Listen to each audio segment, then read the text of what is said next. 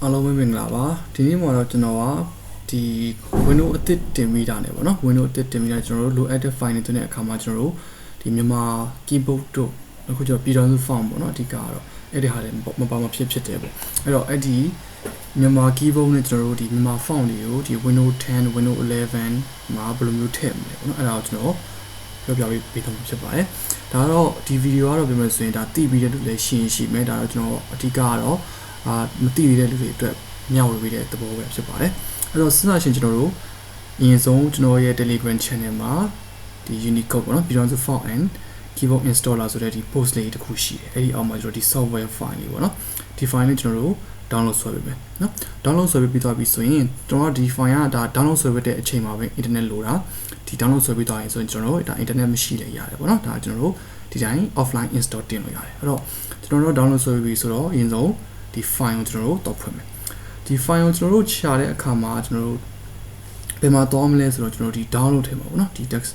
ကိုရဲ့ဒီ file manager ထဲမှာဒီ download ဆိုတဲ့ထဲမှာဒီ Telegram desktop ပေါ့နော်အဲ့ဒီထဲကိုကျွန်တော်တို့ဝင်မယ် okay ပြီးတော့ဒီမှာအပေါ်ဆုံးမှာကျွန်တော်တို့ပေါ်နေလိမ့်မယ်နော်ပြည်တော်စု all in one setup ဆိုတာဟာလေနော်ဒါကျွန်တော်တို့ရှင်းသွားအောင်ကျွန်တော် desktop ကိုတင်လိုက်မယ်ပေါ့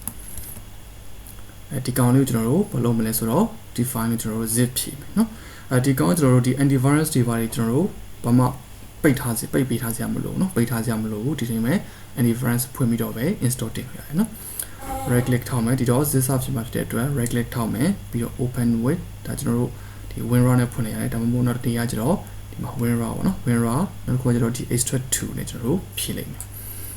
okay ဖြည့်ပြီးသွားရင်ကျွန်တော်ဒီမှာနောက်ဒီအောက်ဆုံးမှာ file လေးတစ်ခုပေါ်လာပြီနော်အဲ့ဒီ folder လေးတစ်ခုပေါ့အဲ့ဒီ folder လေးကိုကျွန်တော်တို့ဝင်မယ်ပြီးတော့ရင်ကျွန်တော်ဒီမှာဆိုရင် all in one setup เนาะဒီကောင်လေးဒီ exe file လေးရှိမှာပေါ့เนาะသူရဲ့ application file လေးရှိမယ်အဲ့ဒီ file ကျွန်တော်တို့ right click ထောက်ပြီးတော့မှကျွန်တော်တို့ဒီ run as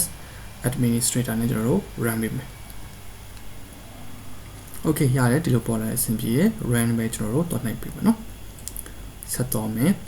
okay ဒါဆိုကျွန်တော်တို့ဒီမှာ font install လေးကျွန်တော်တခါတည်းပေါ်လာအဲ့ဒီမှာဆိုရင်ကျွန်တော်တို့ဘာလုပ်မလဲဆိုတော့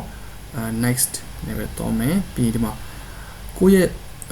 laptop ကအခုမှကျွန်တော် Windows စတင်ခြင်းဖြစ်တယ်မြန်မာ font လေးလုံးဝမသွင်းရသေးဘူးဆိုရင်ဒီပြည်ထောင်စု font ဆိုတဲ့ဟာလေးကိုအမှန်ချစ်ချင်မယ်เนาะအခုကတော့ကျွန်တော်ကတော့ဒီပြည်ထောင်စု font က install တင်နေတာဖြစ်တဲ့အတွက်အမှန်ချစ်ဖြောက်လိုက်မယ်ပြီးတော့ရင်ဒီ out နှစ်ခုကကျွန်တော်ဒါကျွန်တော်တို့ keyboard ပေါ့เนาะသူကကျွန်တော်တို့ဒီ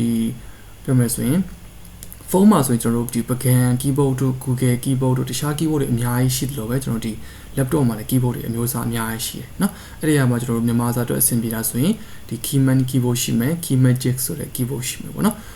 အဲ့တော့ကျွန်တော်တို့ဒီမှာဆိုရင်ဒီနှစ်ခုမှာကျွန်တော်ကိုကြည့်တဲ့ keyboard တစ်ခုကို install တင်ပြီးသုံးလို့ရတယ်ပေါ့နော်တချို့ laptop ကျတော့ကျွန်တော်တို့ဒီ Keyman နဲ့အဆင်ပြေတာရှိတယ်အဆင်ပြေတာဆိုဘယ်လိုမျိုးလဲဆိုတော့ Excel မှာကျွန်တော်တို့စာရေးတဲ့အခါမှာဆိုရင်ဒီသွေးတို့ရေးတဲ့ရေးပြီးတော့ကျွန်တော်တို့ပြသွားတာရှိတယ်ဒါ Keyman နဲ့သုံးတဲ့ဟာတွေတချို့ကျတော့ Keyman နဲ့အဆင်ပြေတယ်နော်ဒီတချို့ကျတော့ဒီ Keymagic နဲ့အဆင်ပြေတယ်နော်အဲ့ဒီတော့ကျွန်တော်တို့ကိုအဆင်ပြေတဲ့ keyboard ကိုရွေးပြီးတော့မှ install တင်လို့ရတယ်เนาะကျွန်တော်ရဲ့ laptop ကတော့ဒီ Keymagic ပေါ့เนาะဒီ Keymagic keyboard နဲ့ကျွန်တော်အဆင်ပြေတာဖြစ်တဲ့အတွက်ဒီ Keymagic နဲ့ပဲ install တင်မယ်အဲ့တော့ကိုပြမယ်ဆိုရင်ဒီ font လိုတယ်ဆိုရင် font အမှန်ချစ်မလို့ဆိုအမှန်ချစ်ဖြုတ်ရတယ်တကယ်လို့ကိုက keyboard ပဲလိုတယ်ဆိုရင်အကုန်လုံးအမှန်ချစ်ဖြုတ်ပြီးတော့မှကို install တင်ချင်တဲ့ keyboard တစ်ခုကိုပဲအမှန်ချစ်ပြီးတော့ကျွန်တော်တို့ install okay ဒါဆိုရင်တော့ကျွန်တော်တို့ဒါဒီတစ်ဆင့်ပြီးသွားပြီပြီးတော့ဒီမှာဆိုရင်သူက Keymagic ဖြစ်တဲ့အတွက်ကျွန်တော်တို့ပါဆိုရင် setup Keymagic ပေါ်လာလိုက်မယ်။ဟောဆိုရင် I accept နော်ဒီ agreement ပြီးတော့မှ next အဲ့ဒီရတယ်ဒါလည်း next ပဲတော့မယ်။ပြီးရင်ကျွန်တော်တို့ကကိုယ့်ရဲ့ဒီ shortcut ပေါ်ချင်တာဖြစ်တဲ့အတွက် desktop မှာ shortcut ပေါ်ချင်တာပေါ့နော်။အဲ့တော့ဒီကောင်လေးကိုအမှန်ချင်မယ် next ထပ်တော့မယ်ပြီးရင်ကျွန်တော်တို့ install okay ဒါတော့ file တစ်လေးဖြစ်တဲ့အတွက်အားရောမကြောက်နော်။အဲ့မှာဆိုရင်ကျွန်တော်စပြီးတော့မှဒီကောင်တစ်ခုလုံးကျွန်တော်အမှန်ချစ်ထားပါနော်။လို့ဆိုရင်သူကဒီအောက်တစ်ခုကကျွန်တော် RAM Magic เนาะ Keymagic and setup ကကျွန်တော်ပြောမယ်ဆိုရင်သူက laptop စပြီးတော့မှဖွင့်လာတယ်စ RAM ဆိုတဲ့သဘောဖြစ်တဲ့အတွက်ကျွန်တော်တို့ဒီကောင်လေးကိုအမှန်ချစ်မယ်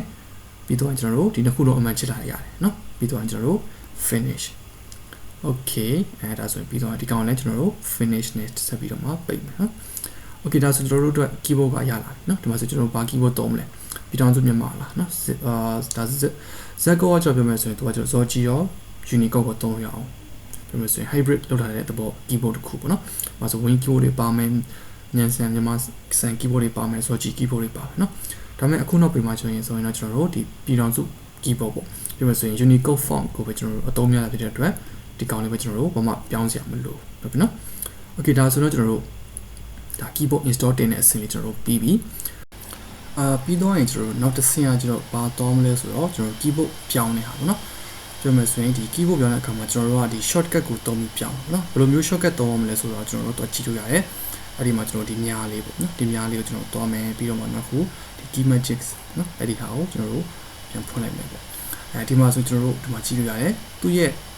ကျွန်တော်ဆိုရင်မြန်မာစာပြောင်းဖို့အတွက်ပေါ့နော်မြန်မာစာပြောင်းဖို့အတွက်ဆိုရင်ဒီမှာ control နဲ့ shift နဲ့သုံးပြီးတော့မှမြန်မာစာနဲ့အင်္ဂလိပ်ကနေမြန်မာပြောင်းလို့ရတယ် okay ဒါဆိုကျွန်တော်တို့စပြီးတော့မှရေးကြည့်မှာပေါ့နော်အရင်ဆုံးကျွန်တော်တို့ဆမ်ဖို့အတွက် easy ခဏဖွင့်လိုက်မယ် okay ပြီးသွားရင်ဒီမှာကျွန်တော်တို့ okay အစရေးမယ်ပေါ့နော်ဒါဆိုကျွန်တော်တို့ပြောင်းမှာဖြစ်တဲ့အတွက်ကျွန်တော်တို့ control shift နဲ့သုံးမယ်ဒါဆိုရင်ကျွန်တော်တို့ပြည်တော်စု mm ဆိုတဲ့ဟာပေါ်လာပြီဆိုရင်ဒါကျွန်တော်တို့မြန်မာစာစသုံးလို့ရတယ်နော်စာယူရောရေးကြည့်မယ်ဒါဆိုကျွန်တော်တို့နေကောင်းလာပေါ့ okay ဘာလုပ်နေလဲပေါ့ okay ဒါဆိုဒါကျွန်တော် enter ခေါင်းပြီးတော့နောက်တစ်ချောင်းဆင်းတော့တာပေါ့နော်ကျွန်တော်တို့ပြန်ရေးကြည့်မယ်ဘာလုပ်နေလဲ okay ဒါဆိုရင်တော့ကျွန်တော်တို့ဒါမြန်မာစာအဆင်ပြေနေသုံးလို့ရပြီပေါ့နော် okay ပါဒါဆိုကျွန်တော်တို့ဒီနေ့အတွက်ဗီဒီယိုတော့ကျွန်တော်တို့ဒီလောက်ပဲဒီအဆင့်မှာကျွန်တော်တို့နားမလည်တာတွေကျွန်တော်တို့မရှင်းတာတွေဆိုရင်ကျွန်တော် comment မှာပြန်ပြီးတော့မှမေးလို့ရတယ်ပေါ့နော်ကျွန်တော်ရဲ့ channel လေးကိုလည်း like and follow လေးလုပ်ပေးသွားပါပေါ့နော် okay like and subscribe လေးလုပ်ပေးသွားပါဒါဆိုရင်ကျွန်တော်တို့ဒီနေ့တော့ဒီလောက်ပါပဲအားလုံးကိုကျေးဇူးတင်ပါတယ်